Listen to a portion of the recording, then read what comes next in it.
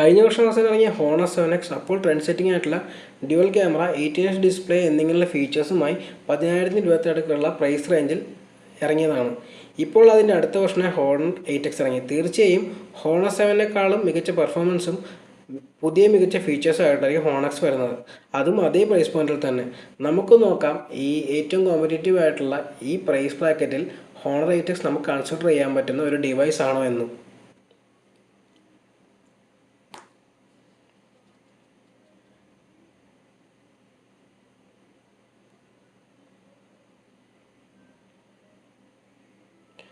Honour 8Xൻ്റെ design എന്ന് പറയുന്നത് നമുക്ക് ഫ്ലാഗ്ഷിപ്പ് ഡിവൈസുമായി താരതമ്യം ചെയ്യാൻ പറ്റുന്ന ഒന്നാണ്. കഴിഞ്ഞ വർഷം ഇറങ്ങിയ ഹോണർ 7Xന് ഓൾ അലുമിനിയം യൂണിവേഴ്സ് ഡിസൈനാണ് ഉള്ളതെങ്കിൽ honour 8X glass metal sand ഡിസൈനാണ് ഉപയോഗിക്കുന്നത്. ഈ പുതിയ ഗ്ലാസ് ലുക്ക് കണ്ടാൽ ഈ ഫോൺ ആരായാലും ഒന്ന് നോക്കിപ്പോകും. ഇതിനെ 2 ടോൺഡ് ലുക്ക് എന്നാണ് ഹോണർ വിശേഷിച്ചിട്ടുള്ളത്. അതിന് പ്രത്യേകത എന്ന് വെച്ചാൽ ലൈറ്റ് ഓരോ വശത്തുനിന്ന് അടിക്കുമ്പോഴും അതിന് പ്രത്യേക ഷൈനി എഫക്ട്സ് ഉണ്ടാകും എന്നുള്ളതാണ്. നമുക്ക് തോന്നുന്നു ഈ ഫോൺ ഈ പ്രൈസ് റേഞ്ചിൽ ഉള്ള ഫോൺ തന്നെയാണോ എന്ന് നമുക്ക് തന്നെ സംശയം തോന്നാം. സാധാരണ ഞാൻ യൂസ് ചെയ്തിട്ടുള്ള ഗ്ലാസ് ഫോണിൽ വെച്ച് ഏറ്റവും സ്ലിപ്പറി അല്ലാത്ത ഫോണാണ് ഹോണർ 8X. മാത്രവുമല്ല ഫിംഗർ പ്രിൻറ്റ് സ്മഡ്ജിങ്ങും കമ്പാരിറ്റീവ്ലി കുറവാണ്. ഫോൺ അത്യാവശ്യം വലുതാണ്ട് 2 ഹാൻഡ് യൂസേജിനുള്ള ഫോണാണത്. പിന്നെ ഈ ഫോണിൻ്റെ പ്രത്യേകത എന്ന് വെച്ചാൽ ഇതിന് ഹെഡ്ഫോൺ ജാക്കുണ്ട്. പിന്നെ മാത്രമല്ല ഡ്യുവൽ ക്യാമറയും ഉണ്ട്. പിന്നെ ഇതിന് ഫിംഗർ പ്രിൻറ്റ് സ്കാനറുണ്ട്. അത് വളരെ വേഗത്തിൽ ഫോൺ അൺലോക്ക് ചെയ്യുന്നതാണ്. പിന്നെ അതിൻ്റെ ഒപ്പം ഫേസ് അൺലോക്ക് ഉണ്ട്. അതിനും വളരെ വേഗത്തിൽ ഫോൺ അൺലോക്ക് ചെയ്യുന്നതാണ്. പിന്നെ ഇതിൻ്റെ ഒരു പോരായ്മ എന്ന് പറയുന്നത് USB Type-C അല്ല ഉപയോഗിക്കുന്ന, പകരം പഴയ മൈക്രോ USB പോർട്ടാണ് ഇത് യൂസ് ചെയ്യുന്നത് എന്നുള്ളതാണ് ഇതിൻ്റെ ഞാൻ ഓൾറെഡി പറഞ്ഞ പോലെയുള്ള പോരായ്മ.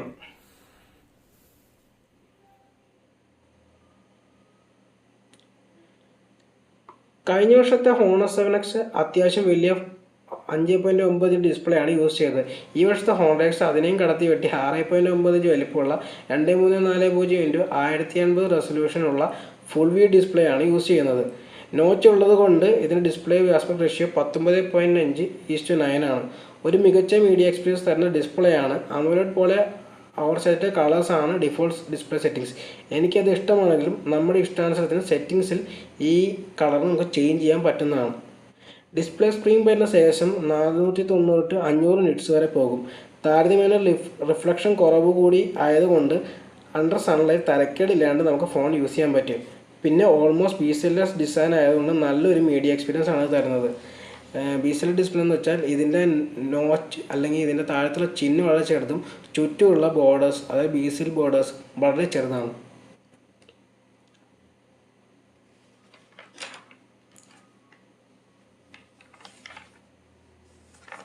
പെർഫോമൻസ് എന്ന് പറയുമ്പോൾ ഇത് യൂസ് ചെയ്യുന്നത് ഹുവാവയുടെ ഏറ്റവും പുതിയ കിരിൻ 710 എന്ന് പറഞ്ഞൊരു ചിപ്സെറ്റാണ്.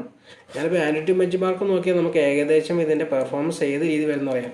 ഇത് ഏകദേശം നമ്മുടെ സ്നാപ്ഡ്രാഗൺ 620 660 അതിൻ്റെ അടുത്തൊക്കെ വരുന്നൊരു ചിപ്സെറ്റാണ്.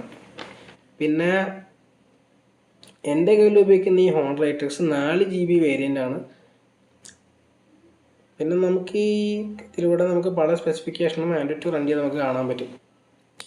ഡെയിലി യൂസിൽ വളരെ സ്മൂത്ത് എക്സ്പീരിയൻസ് ആണ് ഈ ഫോൺ തരുന്നത്. അത് ഈ ചിപ്സിൻ്റെ ഗുണമാണ്. GPU ടർബോ, ഗെയിം സൂട്ട് എന്നിങ്ങനെ ഫീച്ചേഴ്സ് ഉള്ളതുകൊണ്ട് നമുക്ക് 3D ഗെയിംസ് തിരക്കേടില്ലാണ്ട് കളിക്കാനുണ്ടാവും. എന്നാലും നമുക്ക് ഫ്രെയിം ഡ്രോസ് എക്സ്പെക്റ്റ് ചെയ്യാവുന്നതാണ്. പിന്നെ 64GB വേർഷനാണ് ഇപ്പോൾ എൻ്റെ കേൾക്കുന്നത്. 128GB അവൈലബിൾ ആണ്. പിന്നെ ഇതിൻ്റെ പ്രത്യേകത വെച്ചാൽ ഡെഡിക്കേറ്റഡ് മൈക്രോ SD കാർഡ് സ്ലോട്ടും ഉണ്ട്. ഞാൻ ഇതാണ് കുറച്ച് ഗെയിമിങ്ങിൻ്റെ കുറച്ച് ശകലമാണ് ഞാൻ ഇവിടെ കാണിക്കുന്നത്. ഞാൻ വലിയ ഗെയിമറൊന്നുമല്ല.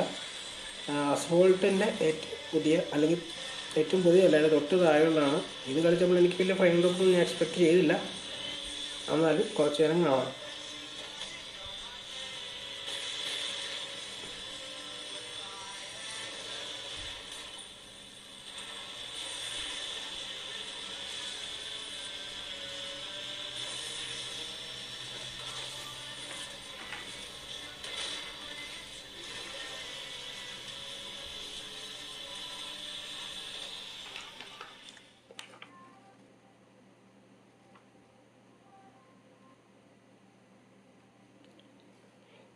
ഇത് യൂസ് ചെയ്യുന്ന ഹുവായുടെ ഏറ്റവും പുതിയ ഇമോഷൻ UI 8.2 ഇൻ്റർഫേസ് ആണ്. ഇത് ആൻഡ്രോയിഡിന് മേലെ ഉപയോഗിക്കുന്ന ഹുവായുടെ സ്കിന്നാണ്.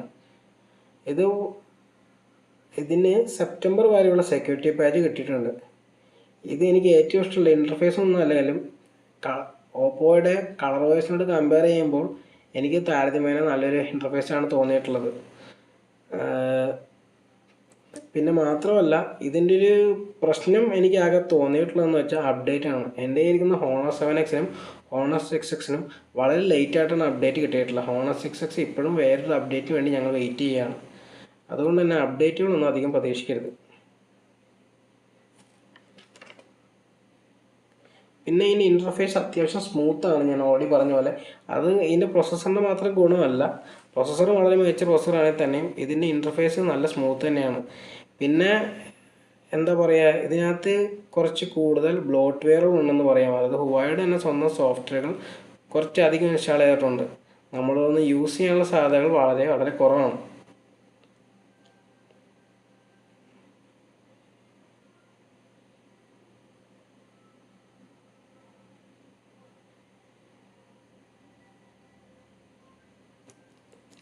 ആദ്യമേ ഞാൻ പറഞ്ഞല്ലോ ഈ ഫോണിന് 3.5 ഹെഡ്ഫോൺ ജാക്കുണ്ട്.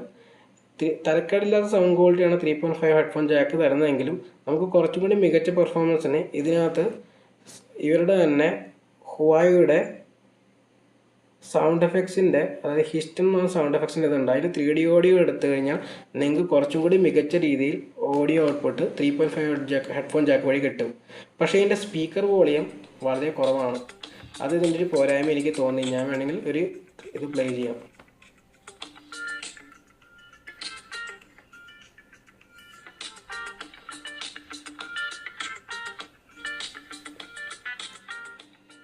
പിന്നെ കോൾ ക്വാളിറ്റി എന്ന് പറഞ്ഞാൽ വളരെ നല്ല ഒരു എക്സ്പീരിയൻസ് ആണ് എനിക്കുണ്ടായിരുന്നത്. ഇതിന് അത്യാവശ്യം ഡീസൻ്റ് ആയിട്ടുള്ള ഒരു ബാക്ക്ഗ്രൗണ്ട് നോയ്സ് റിഡക്ഷൻ ഉണ്ടായിരുന്നു. അവിടെ വിളിച്ച കോളർ ഇതുവരെ ഒരു കംപ്ലൈൻറ്റും പറഞ്ഞിട്ടില്ല. എനിക്കും ഇങ്ങോട്ടൊരു കംപ്ലൈൻറ്റ് ഉണ്ടായിട്ട് തോന്നിയിട്ടില്ല. ഞാനിതിൽ 4G വോൾട്ടേയും BSNL 2Gയും എല്ലാം ഞാൻ മാറി മാറി യൂസ് ചെയ്ത് നോക്കിയിട്ടുണ്ട്.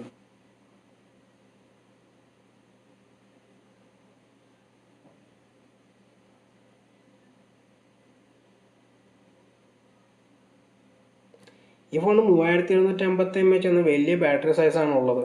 അതൊരു വലിയ അഡ്വാൻറ്റേജ് ആണ്. ഡേ ടു ഡേ യൂസേജിന് വളരെ മികച്ചൊരു ഫോണാണത്. അതായത് നിങ്ങൾ ഹെവി യൂസർ ആണെങ്കിൽ ആ സമയത്ത് 6-7 മണിക്കൂർ സ്ക്രീൻ ഓൺ ടൈം നിങ്ങൾക്ക് കിട്ടാം.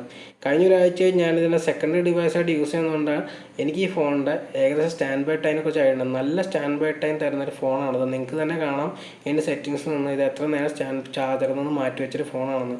3-4 ദിവസത്തോളമായി ചാർജ് ചെയ്യും. ഇനി ഇപ്പോഴും 10-26% ബാക്കിയുണ്ട്. ഞാൻ ഇടയ്ക്കിടയ്ക്ക് വൈഫൈയും ഇതിൽ BSNL 3Gയും യൂസ് ചെയ്യുന്നതാണ്. ഫുൾ ടൈം BSNL 3G ഓണല്ല, പക്ഷേ BSNL സിം ഞാൻ എപ്പോഴും ഇട്ടിട്ടുണ്ട്. ഇതിൽ കോൾ ചെയ്യാറുണ്ട്. പിന്നെ ഇതിന് കുറേ അൾട്രാ സേവിങ് പവർ മോഡ്സും ഉണ്ട്. നിങ്ങൾക്ക് എപ്പോഴെങ്കിലും അത്യാവശ്യമായി ഇത് സേവ് ചെയ്യണമെന്നുണ്ടെങ്കിൽ, ബാറ്ററി സേവ് ചെയ്യണമെന്നുണ്ടെങ്കിൽ. പിന്നെ ചാർജിങ് എന്ന് പറയുന്നത് ഞാൻ ഓൾറെഡി പറഞ്ഞില്ല, ഇത് മൈക്രോ USB പോർട്ടാണ് യൂസ് ചെയ്യുന്നത്. പിന്നെ ഇതിന് ഫാസ്റ്റ് ചാർജിങ് ഇല്ലാത്തതിൻ്റെ പോരായ്മ തന്നെയാണ്. ഈ വലിയ ബാറ്ററി ചാർജ് ചെയ്യാൻ ഏകദേശം 3 മണിക്കൂറിലെടുക്കും. അതൊരു വലിയ പോരായ്മ തന്നെയാണ്.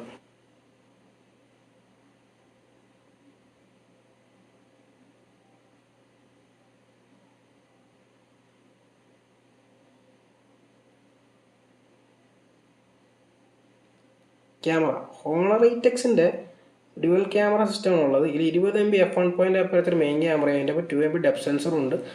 പിന്നെ സെൽഫിക്കായിട്ട് 16 MB f2.8 അപ്പുറത്തുള്ള ക്യാമറയും ഉണ്ട്. ഇതിൻ്റെ ഏറ്റവും വലിയ ഇതായിട്ട് പറയുന്നതിൻ്റെ AI ഫീച്ചറാണ്. അതായത് ഇത് ഹുവായി അല്ലെങ്കിൽ ഹോണർ അവരുടെ ഏത് ഡിവൈസ് ഇറക്കിയാലും ഇവരുടെ AI കുറിച്ച് ഒരുപാട് സംസാരിക്കും. പിന്നെ ഒരുപാട് സീനുകൾ ഡിറ്റക്ട് ചെയ്യാൻ പറ്റും. അതിനനുസരിച്ച് ഫോട്ടോയിലെ സെറ്റിങ്സിൽ വ്യത്യാസം വരുത്താൻ പറ്റുമെന്നുള്ളതാണ്. ഇത് ആദ്യം വന്നപ്പോൾ ഇതിൻ്റെ AI വളരെ മോശമാണെന്നാണ് എൻ്റെ അഭിപ്രായം. ഹോണർ 8X വന്നപ്പോൾ കുറേ കൂടി നന്നായി. ഇപ്പം നിങ്ങൾക്ക് കാണാൻ പറ്റും, ഞാൻ ആ പ്ലാൻ എടുത്തുകൊണ്ട് വെച്ചപ്പോൾ അതായത് പ്ലാന്റ് ആയിട്ട് തന്നെ ഡിറ്റക്ട് ചെയ്തു.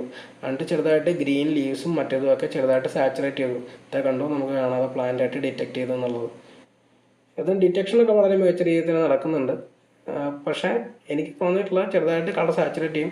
അതൊരു ഇൻസ്റ്റാഗ്രാം പോലത്തെ ഫോട്ടോ ആയിട്ടാണ് നിങ്ങൾ AI യൂസ് ചെയ്താൽ നമുക്ക് യൂസ് ചെയ്യാൻ പറ്റും. പക്ഷെ നമുക്ക് കളർ കൂടുതലാണെന്നുണ്ടെങ്കിൽ AI ഓഫ് ചെയ്തും ഫോട്ടോ ഷെയർ ചെയ്യാവുന്നതാണ്.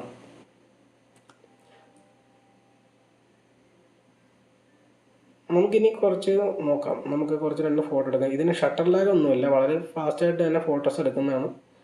എ ഓഫ് ചെയ്ത് ഓൺ ചെയ്ത് നമുക്ക് എടുക്കാം. ഫോട്ടോ എടുത്തു കഴിഞ്ഞിട്ട് നമുക്ക് എ ഓഫ് ചെയ്യാം.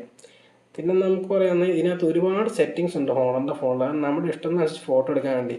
അത് പ്രോ മോഡ് ഉണ്ട്, slow motion, panorama, AR camera, light painting, HDR. ഈ HDR ഇതിനകത്ത് കൊണ്ട് വെച്ചിരിക്കുന്നത് എന്തിനാണെന്ന് എനിക്കത് മനസ്സിലായിട്ടില്ല. HDR ഓട്ടോമാറ്റിക്കലി എടുക്കാനുള്ള വിധത്തിലാണ് എടുക്കാൻ. നമുക്കിനി ഇതിൻ്റെ സാമ്പിൾ പിക്ചേഴ്സിലേക്ക് നോക്കാം. ഡെയിലൈറ്റ് പിക്ചേഴ്സ് എന്ന് പറയുന്നത് വളരെ മികച്ച രീതിയിൽ തന്നെ നല്ല ഡീറ്റെയിലോടുള്ള പിക്ചേഴ്സാണ് നമുക്ക് കിട്ടുന്നത്. പക്ഷേ എന്താ പ്രശ്നം എന്ന് വെച്ച് കഴിഞ്ഞാൽ ഞാൻ ഓൾറെഡി പറഞ്ഞില്ലേ, AI വെച്ച് എടുക്കുക ചിലപ്പോൾ നമുക്ക് വളരെ മികച്ച രീതിയിൽ വെച്ചിട്ട് ചിലപ്പോഴൊക്കെ കളർ സെൻസ് തെറ്റിയെടുക്കുകയും ചെയ്യാറുണ്ട്. പക്ഷേ നമ്മൾ ഇൻസ്റ്റാഗ്രാം ഡയറക്റ്റ് ഷെയർ ചെയ്യാൻ എപ്പോഴും AI ഓൺ ചെയ്തിട്ടുള്ള പിക്ചേഴ്സ് ഒരു 70-80% നമുക്ക് നല്ല രീതിയിൽ തന്നെ കിട്ടും. പിന്നെ ചെറുതായിട്ട് ആർട്ടിഫിഷ്യൽ എനിക്കും ഫീൽ ചെയ്യാറുണ്ട്. ഞാൻ ഫോട്ടോസ് പൊതുവെ എഡിറ്റ് ചെയ്തിട്ടാണ് ഇൻസ്റ്റാഗ്രാമിലേക്ക് ഇടാറ്. അങ്ങനെ എഡിറ്റ് ചെയ്യാൻ താല്പര്യമില്ലാത്തവർക്ക് ഞാൻ പറഞ്ഞ പോലെ AI ആണ്. പിന്നെ താല്പര്യമില്ലെങ്കിൽ തന്നെ നമുക്ക് ഇപ്പോൾ AI ഇഷ്ടപ്പെട്ടില്ല, നമുക്ക് AI ക്യാമറ ഓഫ് ചെയ്ത് ഫോട്ടോ എടുക്കാം. പിന്നെ ഇത് മാക്രോ ഷോട്ട്സും അത്യാവശ്യം നന്നായിട്ട് എടുക്കും. പിന്നെ f1.8 അപ്പേർച്ചർ ഉള്ളതുകൊണ്ട് തന്നെ ഇതിന് അത്യാവശ്യം ഡെപ്ത് ഓഫ് ഫീൽഡ് അല്ലാണ്ട് തന്നെ കിട്ടും. പിന്നെ ഇതിന് ഓൾറെഡി പോർട്രേറ്റ് മോഡും അപ്പേർച്ചർ മോഡും ഉണ്ട്. രണ്ടും നമുക്ക് ഡെപ്ത് മോഡ് അടക്കാനുള്ള ഫോട്ടോസാണ്. അത്യാവശ്യം നന്നായിട്ട് തന്നെ സബ്ജക്റ്റും ബാക്ക്ഗ്രൗണ്ടും നമ്മൾ ബ്ലർ ചെയ്യുന്നുണ്ട്. എനിക്ക് നന്നായി ഇഷ്ടപ്പെട്ടു ഇതിൻ്റെ പോർട്രേറ്റ് മോഡ്. അത്യാവശ്യം ഞാൻ അവസാനം എടുത്ത പിക്ചർ വളരെ ബിസി ആയിട്ടുള്ള ബാക്ക്ഗ്രൗണ്ടുള്ള പിക്ചറാണ്. പക്ഷേ എന്നിട്ടും അത് വളരെ മികച്ച രീതിയിൽ തന്നെ സബ്ജക്റ്റിനെ കട്ട് ചെയ്തെടുത്തെന്നാണ് എനിക്ക് പറയാം. പിന്നെ ഇതിൻ്റെ ഒരു പ്രശ്നം എന്ന് പറഞ്ഞാൽ ലോ ലൈറ്റ് നൈറ്റ് ഫോട്ടോസാണ്. ലോ ലൈറ്റ് ഇത് വലിയ തിരക്കേടില്ലാതെ ഫോട്ടോ എടുക്കുമെങ്കിലും നൈറ്റ് അതായത് ലൈറ്റ് എത്ര കുറയുന്നു അത്രയും മോശമായാണ് ചെയ്യുന്ന ഫോട്ടോസ്. പിന്നെ മാത്രമല്ല ഇത് ഇടയ്ക്കിടയ്ക്ക് ഷാർപ്പനിൽ കാണിക്കുന്ന സമയത്ത് ഫോൺ ചെറുതായിട്ട് ഇളകിയിട്ടുണ്ടെങ്കിൽ ഇത് ഫോട്ടോ ബ്ലർ ചെയ്യാനുള്ള സാധ്യത വളരെ കൂടുതലാണ്. ഞാൻ പറയുന്നത് വളരെ ലോ ലൈറ്റിൽ പോയാൽ മാത്രമേ പ്രശ്നമുള്ളൂ.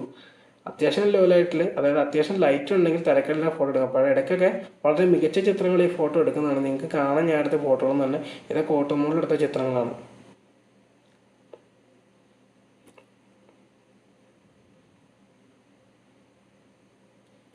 സെൽഫീസിന് പറഞ്ഞാൽ സെൽഫി അത്യാവശ്യം നല്ല ഡീറ്റെയിലോട് തന്നെ. പക്ഷേ എനിക്ക് തോന്നിയിട്ടുള്ളത് ഇവർ വല്ലാണ്ട് പിക്ചർ ഓവർ ഷാർപ്പൻ ചെയ്യണമെന്ന് തോന്നി. ഇതിൻ്റെ portrait മോഡും തരക്കേടില്ല.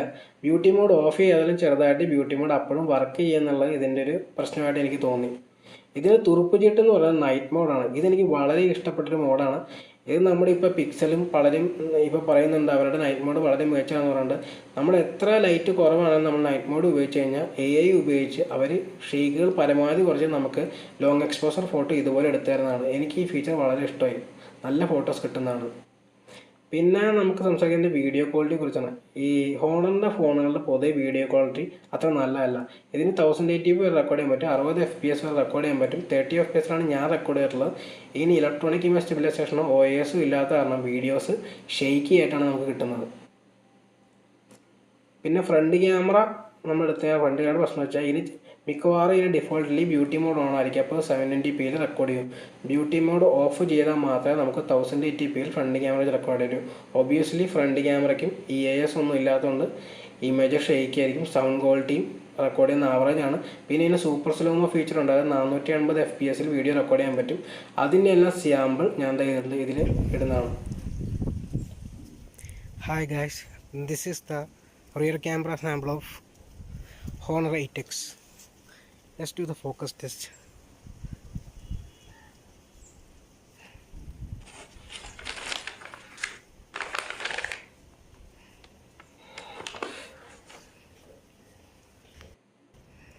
Hi guys, this is the front camera sample test of Honor 8X.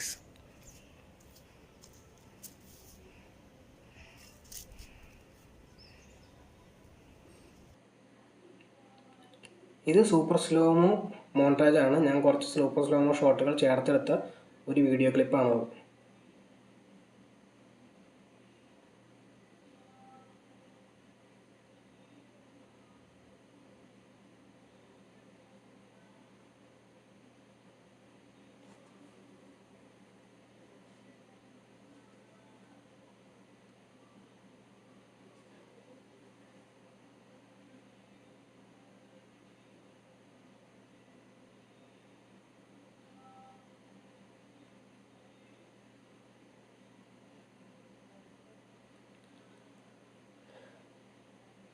Honour 8Xൻ്റെ 4GB 64GB വേരിയൻറ്റ് 14,999 രൂപയ്ക്കാണ് അവരുടെ ആമസോണിലും ഹോണറിൻ്റെ വെബ്സൈറ്റിലാണ് അവൈലബിൾ ആയിട്ടുള്ളത്.